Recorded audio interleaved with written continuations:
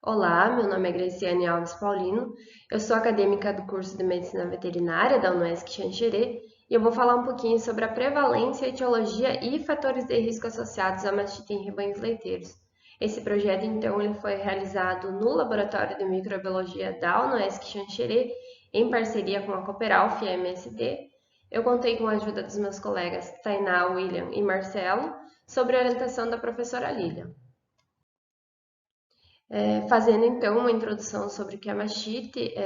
A mastite é uma doença então que se caracteriza como a inflamação da glândula mamária.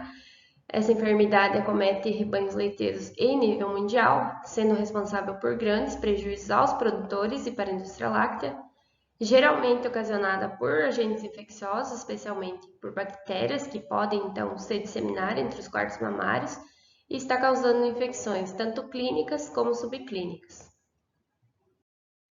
Já em relação, então, aos fatores predisponentes a essa enfermidade, é uma enfermidade que existem vários fatores que podem estar relacionados, dentre esses os sistemas de criação, que é o local onde esses animais vivem, questão de manejo de ordenha, que é fundamental para a prevenção dos quadros de mastite. Se esse manejo não for realizado, então, da forma correta, vai acabar predispondo à ocorrência da enfermidade. Dessa mesma forma, então, a higiene dos equipamentos de ordenha, a higiene do ambiente onde esses animais são ordenhados, a qualidade da água, que é fundamental, então, para a prevenção dos quadros de mastite, assim como a nutrição desses animais. Com relação, então, aos impactos econômicos, essa enfermidade gera grande queda na produção leiteira, assim como não só a queda na produção leiteira, mas está relacionada à redução na qualidade da matéria-prima, prejuízos relacionados ao descarte do leite, sendo que esses animais que estão fazendo tratamento, esse leite vai precisar ser descartado. Muitas vezes o descarte precoce de animais, até mesmo a morte em quadros graves de mastite clínica. Além disso, todos os gastos com veterinário, medicamentos, mão de obra, gastos extras e gastos que são demandados em quadros de mastite. Dentre as estratégias de prevenção, então, a gente pode estar falando um pouquinho sobre o manejo pré e pós-dipping, seria a imersão dos tetos em uma solução antisséptica antes e após a ordenha. Os cuidados individuais de higiene, então, tanto na ordenha como do ordenhador.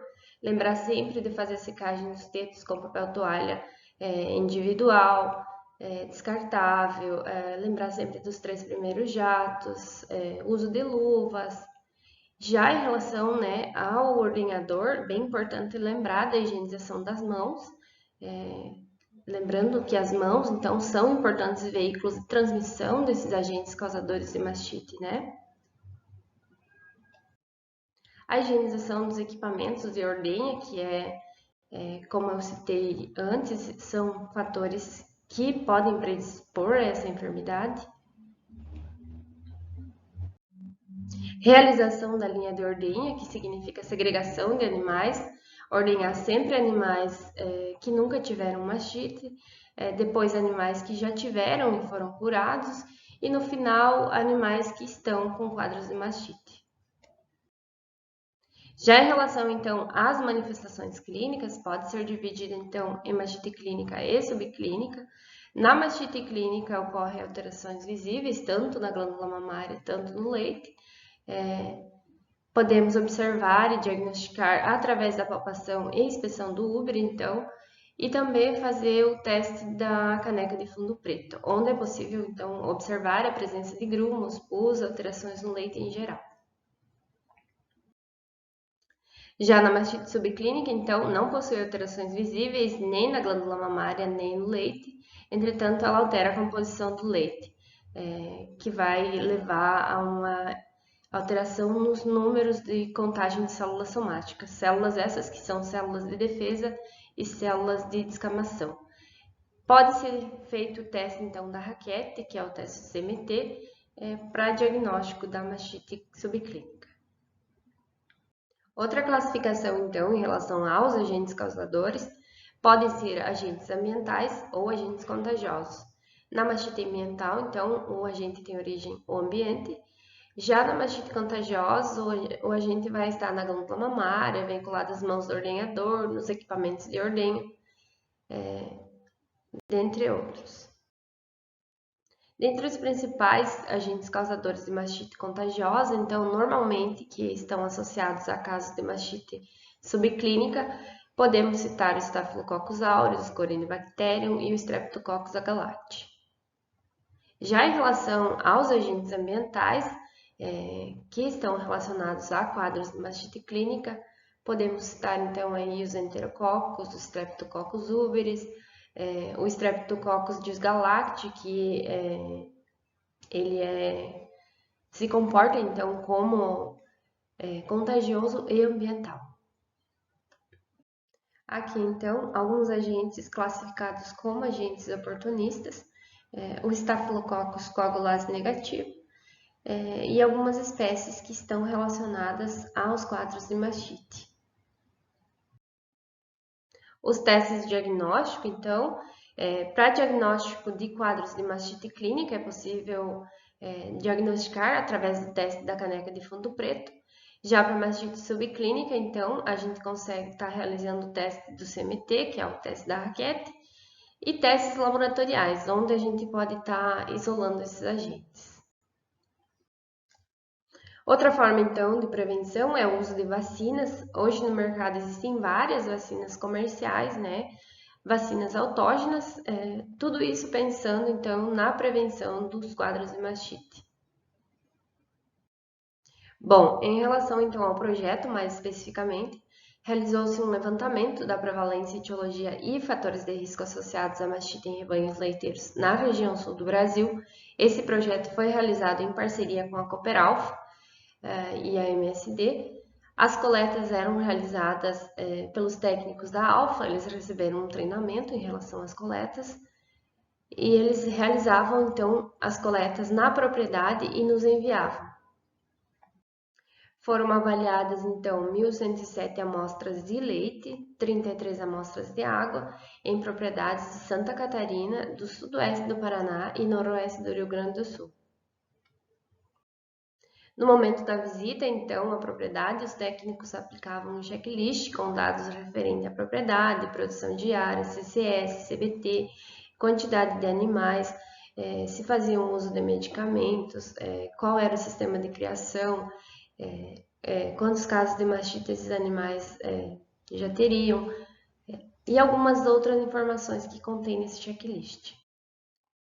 No treinamento, então, foi instruído os métodos de coleta, como a identificação dos frascos, a retirada dos 3 primeiros jatos, a higienização correta dos tetos e a metodologia adequada para a coleta, armazenamento também e o envio ao laboratório.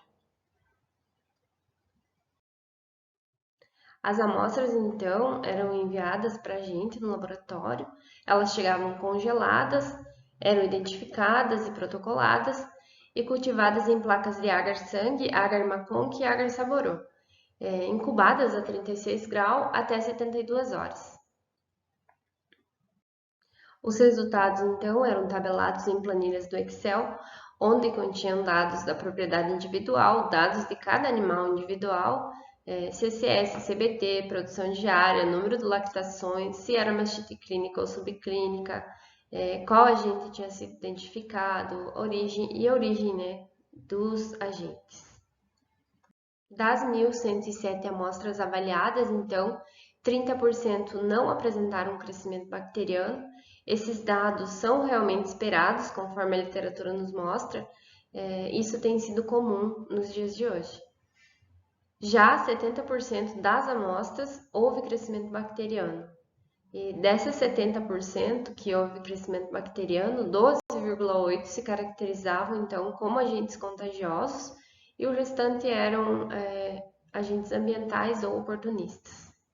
Dentre esses agentes, então, o mais prevalente foi o Staphylococcus coagulase negativa, que se destaca, então, como mais identificado, seguido Staphylococcus aureus, Streptococcus dysgalacti, além do Corynebacterium.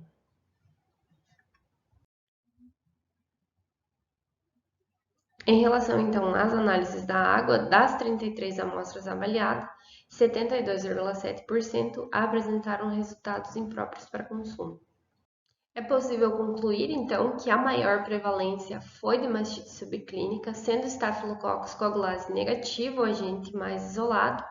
Esse é frequentemente isolado, então, nos rebanhos leiteiros associado a quadros de mastite clínica e subclínica, de intensidade leve, geralmente, e são classificados como agentes oportunistas. A ocorrência, então, desse agente está associada a falhas de manejo durante a ordenha, especialmente pensando, então, na higiene do local e dos equipamentos. Já o Staphylococcus aureus tem sido o segundo agente mais isolado. Esse, sim, tem sido o principal agente causador de mastite contagiosa, normalmente, caracterizado então como mastite subclínica, mas pode se tornar uma mastite clínica. Estudos demonstram, né, que realmente ele é um dos principais agentes mundialmente isolados, sendo que é uma bactéria que pode formar biofilme, então é uma bactéria que não seja tão simples assim de ser erradicada dentro dos rebanhos. Muitas vezes, então, casos de mastite crônica é necessário o descarte desses animais. Em relação, então, à qualidade da água, observa-se a necessidade, né, imediata de tratamento para consumo, visto que a água, então, está sendo fonte de transmissão desses agentes. Os fatores de risco, então, relacionados ao checklist serão avaliados estatisticamente para a conclusão do trabalho e o retorno dos dados tanto para a cooperativa quanto aos produtores. Eu gostaria de agradecer ao NOESC pela oportunidade de realizar o projeto de pesquisa e iniciação científica, especialmente agradecer ao UNIEDU pelo fomento e agradecer a todos pela atenção.